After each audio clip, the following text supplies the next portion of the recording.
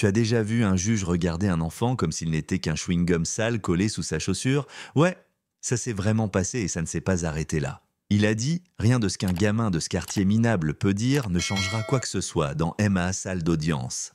Une phrase qui te colle à la peau comme une honte que tu n'as même pas méritée. Mais laisse-moi te raconter le jour où ce rictus arrogant s'est figé. Tyrell Darnell avait 13 ans. Pas 13 ans façon jeu vidéo et goûter, non. 13 ans version j'ai grandi trop vite, j'ai plus le luxe de pleurer. Il se tenait là droit et petit dans une salle d'audience glaciale serrant contre lui un vieux carnet bleu, élimé, couverture cartonnée, reliure, rafistolée 3 fois au ruban adhésif. Dedans, pas des dessins, ni des multiplications, des preuves, des horaires, des historiques d'accès, un plan de guerre rédigé à la lumière d'une lampe de chevet pendant que la ville dormait et que sa mère croupissait seule dans une cellule. Mais avant ça, avant le petit génie et la clé USB pleine d'espoir, il y a eu ce coup à la porte. Non, pas un coup. Une explosion. La porte a volé en éclats à l'aube. Tyrell avait encore du dentifrice sur le menton quand les flics ont débarqué. Sa mère Dana était en train de faire frire des œufs, chantonnant Anita Baker tout doucement. Quand la poêle a touché le sol, il l'avait déjà plaqué contre le mur. « Je n'ai même pas l'autorisation d'ouvrir ces fichiers », cria-t-elle, mais personne n'écoutait. Pas quand la peau est trop foncée, pas quand ton adresse postale vient du mauvais côté du périph'. Un flic lui écrasa la joue contre le mur ricanant. Ils disent tous qu'ils sont innocents. Tyrell s'est précipité, mais une botte lui a cloué la poitrine. « Assieds-toi, gamin. » Et là, quelque chose en lui s'est brisé. Mais pas comme du verre, comme un cadenas. Ce soir-là, dans un appartement saccagé, il est resté assis en silence. Le vieux laptop de sa mère était encore allumé sur le comptoir, toujours connecté. Toujours ouvert sur ses emails du cabinet, son nom clignotait à l'écran d'Anna Darnell, assistante de Cormac Vesely, associé principal de Vesely & Klein, le golden boy du droit en Géorgie. Riche, blanc, intouchable, et l'homme qui l'avait piégé. C'est ce soir-là que Tyrell a cessé d'être un enfant. Pendant 2 semaines, le monde continuait à tourner, mais Tyrell lui menait une double vie. Le jour gamin discret au collège, la nuit silhouette recroquevillée dans un coin de la bibliothèque municipale plongée dans des bouquins de droit pénal plus épais que ses bras. C'est là qu'il l'a rencontrée Madame Althea Brantley, la bibliothécaire. La soixantaine regarde ou voix ferme. La première fois qu'elle l'a vue avec procédure pénale de Géorgie, volume 2, elle a haussé un sourcil. « Tu prépares ton examen du barreau, mon chéri. » Tyrell n'a même pas levé les yeux. « J'étudie pour ma mère. » Elle n'a pas ri. Elle ne s'est pas moquée. Elle lui a juste glissé un chocolat chaud tiède sorti de la vieille machine du hall. Ils n'en font plus beaucoup des comme toi. À partir de ce jour-là, elle a veillé sur lui. Lui a gardé sa place. Une fois un homme en blazer a voulu l'expulser. Il a lâché, vous autres vous squattez toujours les espaces publics. Madame Brantley s'est avancée calme mais tranchante. Ce garçon n'est pas un squatteur, c'est un futur avocat. Et vous, vous êtes juste aigris qu'ils connaissent déjà mieux la loi que vous. Le type a râlé, mais il est parti. Ce soir-là, elle s'est assise à côté de Tyrell. Elle jouait avec son alliance, tête basse. « Ils viendront après moi aussi », elle a murmuré. Il a juste hoché la tête une seule fois. Le tournant, il est venu quand Tyrell a trouvé les logs. Les historiques d'accès. Les fichiers avaient été téléchargés alors que Dana n'était même pas dans le bâtiment. Mais quelqu'un d'autre, oui, Cormac Vesely. Sur les images de vidéosurveillance des gants, une mallette, il entrait dans la salle d'archives. Tyrell avait tout, sur une clé USB, il l'a porté à l'avocate commise d'office de sa mère, maître Paula Choix. Elle n'a même pas retiré ses écouteurs. C'est mignon, mais les juges n'écoutent pas les enfants. Ils n'écoutent même pas les femmes parfois. Il est sorti, mâchoire serrée, poing blanc. Cette nuit-là, il était assis sur les marches du centre de détention, regard fixé vers le ciel, un papillon de nuit tournant autour d'un lampadaire, comme s'il hésitait entre brûler ou geler. Il n'a pas entendu l'homme s'approcher avant qu'il ne parle. « T'es le gamin qui a fait trembler le juge Callaway, hein ?» Tyrell a levé les yeux. C'était André Cade, étudiant en 3e année de droit. Barbe mal taillée, Sweat-Southern Justice Initiative. Il ne parlait pas comme un prof. Il écoutait. Puis il a dit calmement « Je peux pas le faire à ta place, mais je peux t'apprendre à faire en sorte qu'il ne puisse plus jamais t'ignorer. » Et ce qui a suivi 2 semaines en enfer, Tyrell a appris à rédiger des requêtes, à bâtir une chaîne de preuves, à parler fort, sans crier. Ils sont entrés chez Vesely & Klein par l'entrée de service. André avait un contact chez les agents d'entretien, M. Sterling. Le même homme à qui Dana avait offert un cartable pour sa fille il y a 2 ans plus tôt. Il a hésité devant la porte arrière, Vous êtes sûr de ce que vous faites ?» André a acquiescé. Tyrell, lui, n'a pas bronché. À l'intérieur, ils n'ont laissé aucune trace. Sauf une chose, Tyrell s'est arrêté devant la caméra de sécurité juste assez pour qu'on voie son visage. Puis il a disparu dans l'ombre. Le jour de l'audience, le juge Callaway a levé les yeux au ciel dès que Tyrell s'est levé. « Encore toi, ce tribunal n'est pas une scène pour les spectacles de collégiens. » Tyrell n'a même pas cligné des yeux. Il a posé la clé USB sur la table, conformément à l'article 15-11 du Code de Géorgie. En tant que mineur directement affecté par le retrait d'un parent, j'ai le droit d'intervenir sur les questions touchant à la stabilité familiale et à la procédure légale. La salle est devenue muette. Callaway a soupiré, puis a fait signe au greffier. Quelques minutes plus tard, l'écran s'est allumé. Cormac Vesely, salle d'archives, gants, pas de Dana. 16 minutes à l'intérieur. Le juge Callaway a pâli. Mais le plus glaçant, c'est juste avant la fin de la vidéo. Un bug, un glitch, l'image saute. André s'est figé, ils l'ont trafiqué, le murmure s'est répandu, les journalistes ont sorti leurs stylos. Dehors, les manifestants ont commencé à scander plus fort.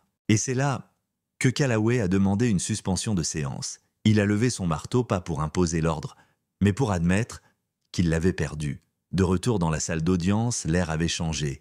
Tu pouvais le sentir comme l'instant juste avant que l'orage n'éclate. Les journalistes murmuraient. Une femme au fond s'était couverte la bouche. Le juge Callaway fixait l'écran gelé l'image où l'on voyait Vesely se tourner vers la caméra, puis disparaître dans le couloir menant au bureau de Dana. Il s'accrochait au rebord du banc, les jointures blanches, la mâchoire crispée, non pas par surprise, mais par peur. Car pour la première fois en des années, il n'avait plus le contrôle du récit. Quand l'audience reprit, ce n'était plus un procès. C'était un compte à rebours. Tyrell se leva à nouveau, plus petit que le pupitre, mais cette fois chaque regard s'était tourné vers lui, comme s'il tenait les rênes du tribunal. « Votre honneur, dit-il en ouvrant un second dossier, voici les relevés bancaires, les dons de campagne et les parrainages d'événements qui vous relient directement à la famille Vesely ces 5 dernières années. Vous avez présidé 6 affaires impliquant leur cabinet. Jamais vous n'avez déclaré de conflit d'intérêts. » Callaway tressaillit, pas physiquement, mais dans les yeux. Ses lèvres bougèrent.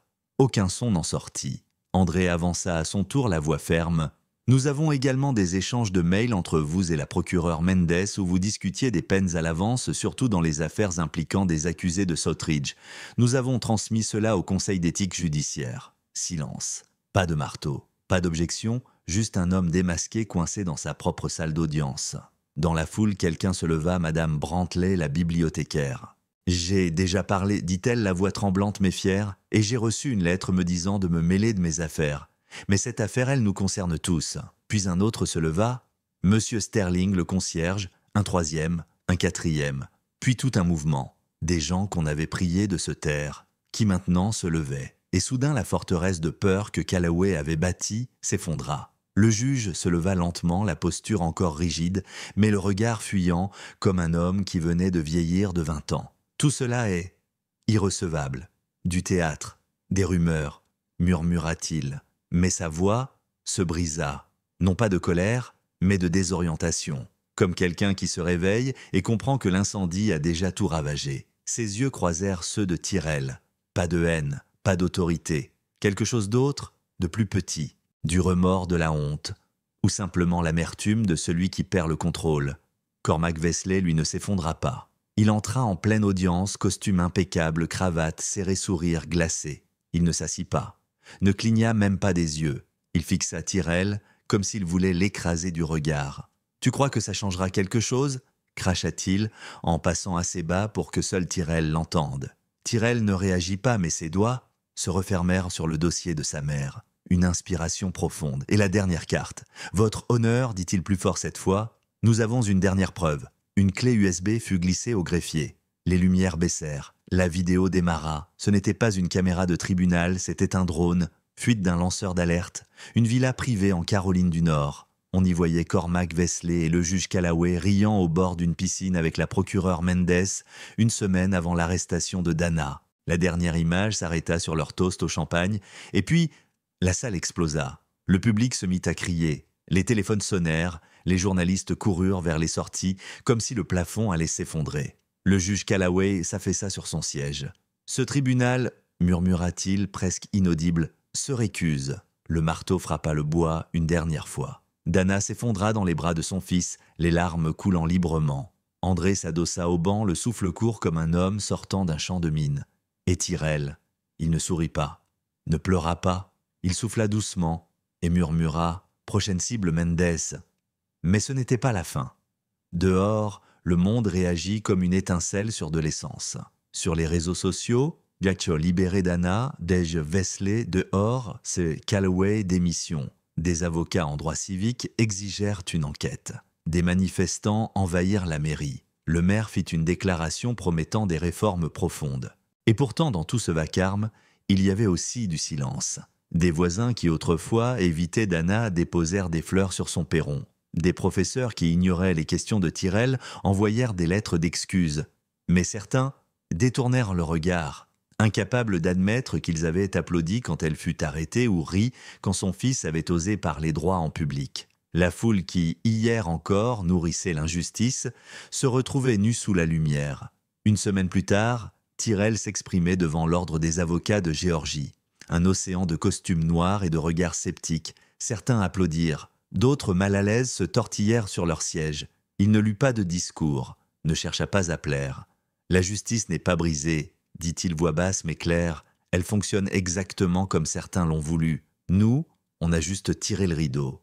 Puis il descendit de scène. L'histoire aurait pu s'arrêter là, mais non.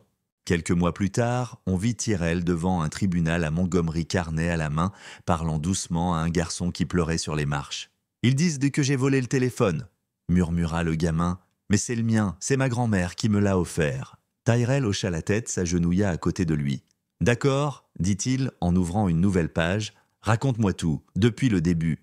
Parce que parfois, la justice ne vient pas du juge, mais du garçon qui a refusé de se taire. Et toi, tu trouves que Tyrell est allé trop loin ou pas assez, qui est vraiment coupable et qui s'est contenté de suivre? Dis-le nous en commentaire. Et si tu crois que des histoires comme celle-ci méritent d'être entendues, like, abonne-toi et partage cette vidéo, car c'est le silence qui fait survivre l'injustice.